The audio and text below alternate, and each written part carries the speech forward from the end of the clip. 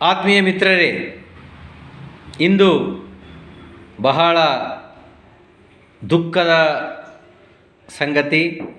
ನಮ್ಮ ಮಾಜಿ ಪ್ರಧಾನಮಂತ್ರಿಗಳು ಡಾಕ್ಟರ್ ಮನಮೋಹನ್ ಸಿಂಗ್ ಸಾಹೇಬರು ನಿಧನ ಹೊಂದಿದ್ದ ಸುದ್ದಿ ಕೇಳಿ ಬಹಳ ಮನಸ್ಸಿಗೆ ನೋವಾಯಿತು.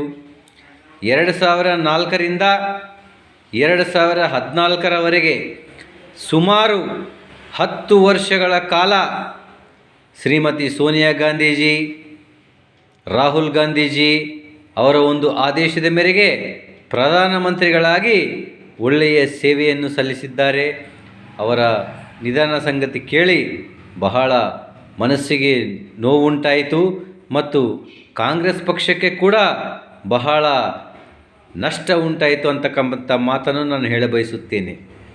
ಅವರ ಆತ್ಮಕ್ಕೆ ಶಾಂತಿ ಸಿಗಲಿ, ಅವರ ಕುಟುಂಬಸ್ಥರಿಗೆ ದುಃಖ ಭರಿಸುವ ಶಕ್ತಿ ಕೊಡಲೆಂದು ಆ ದೇವರಲ್ಲಿ ಪ್ರಾರ್ಥಿಸುತ್ತಾ, ನಾನು ಮನಮೋಹನ್ ಸಿಂಗ್ ಸಾಹೇಬರ ಒಂದು ನಿಧನ ಸುದ್ದಿ ಕೇಳಿ ಬಹಳ ನೋವಿನಿಂದ ಅವರ ಆತ್ಮಕ್ಕೆ ಶಾಂತಿ ಸಿಗಲೆಂದು ಆ ದೇವರಲ್ಲಿ ಪ್ರಾರ್ಥಿಸುತ್ತೇನೆ.